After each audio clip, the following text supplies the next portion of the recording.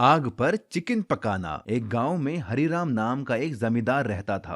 उसके पास बहुत बड़ी जमीन थी जहां वो मुर्गियां पालता था। उसने सोचा क्यों ना वो इस जमीन को बेचकर मॉल बनाए और ढेर सारे पैसे कमाए। लेकिन उसे समझ नहीं आ रहा था कि वो इतने सारे मुर्गे और मुर्गियों का क्या करे। तो उसकी बेटी ने सुझाव दिया। पापा, क्यों ना हम गांव में एक कंपटीशन रखें जहां हम आग पर चिकन पकाएंगे। जो आदमी सबसे ज्यादा चिकन खाएगा उसे हम बहुत सारा इनाम देंगे, जैसे कार, पैसे। इससे आपका नाम आसपास के गांव में भी हो जाएगा। हो सकता है आप आगे जाकर बड़े नेता बन जाएं। हरिराम को अपनी बेटी की बात बहुत पसंद आई। उसने सोचा ये तो एक तीर दो शिकार वाली बात हुई। मुर्गियां भी कम हो जाएंगी और मेरा नाम भी हो जाएगा। हरिराम ने अपने आसपास से खबर फैला दी कि वो चिकन खाने का कंपटीशन करने जा रहा है। उस गांव में सुदामा नाम का एक गरीब आदमी रहता था। जैसे ही उसने ये खबर सुनी, उसने ये बात अपनी बेटी को बताई। बेटी राधा, तुमने सुना? जमींदार जी चिकन खाने की प्रतियोगिता कर रहे हैं, जिसमें सबसे ज्यादा चिकन खाने वाले को इनाम में बहुत सारे पैसे और कार मिलेगी, जिससे हमारी गरीबी दूर हो जाएगी। तुम्हारा भी अच्छा स्कूल में पढ़ने का सपना पूरा हो जाएगा। सही कहा पिताजी। लेकिन बेटी, मैं तो अब बूढ़ा भी हो गया हूँ। वहाँ जो लोग इस प्रतियोगिता में भाग लेने आएंगे, वो मुझसे कितने जवान होंगे। मैं उनसे कैसे जीतूंगा? देखना, आप ही जीतेंगे पिताजी। बस मुझे उन लोगों के नाम पता करके बता दीजिएगा जो लोग इस प्रतियोगिता में भाग लेंगे। सुदामा को समझ नहीं आया कि उसकी बेटी आखिर करने क्या वाली है। लेकिन सुदामा का एक दोस्त जमींदार की हवेली में काम करता था। सुदामा ने उससे कहकर रात में ही जो लोग भी उस चिकन खाने वाली प्रतियोगिता में भाग लेने जा रहे थे, उन सब के नाम सुदामा को लिख कर दिए और सुदामा ने वो नाम अपनी बेटी को।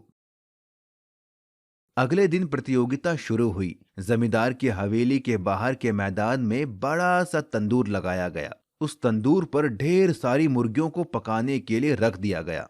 सुदामा ने देखा कि प्रतियोगिता में आए बाकी सभी लोग उससे बहुत बलशाली थे। उसने सोच लिया कि वो इनसे नहीं जीत पाएगा। वहीं दूसरी ओर बाकी के लोग भी सुदामा पर ये बोलकर हंस रहे थे कि ये पतला दुबला भिखारी उनके आगे कैसे टिकेगा।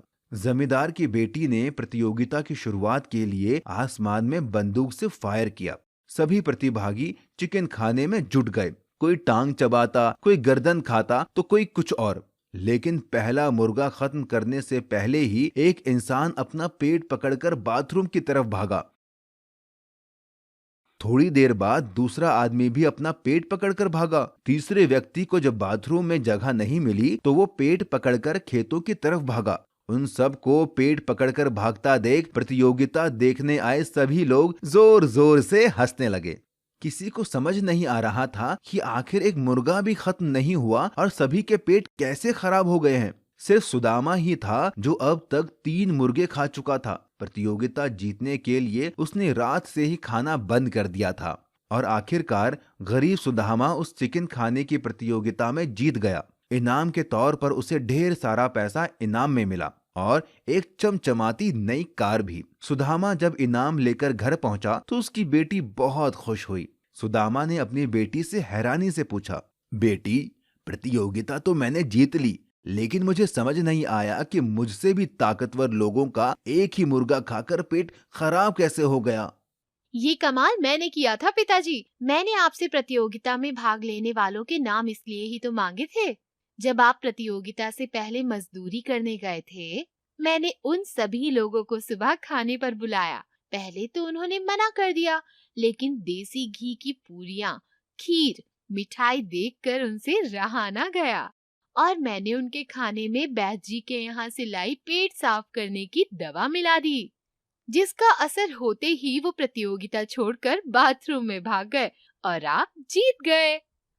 उसकी बात सुनकर सुदामा बहुत खुश हुआ। उन पैसों की मदद से उनकी गरीबी मिट गई और सुदामा की बेटी राधा अच्छे स्कूल में पढ़कर बड़ी अफसर बन गई।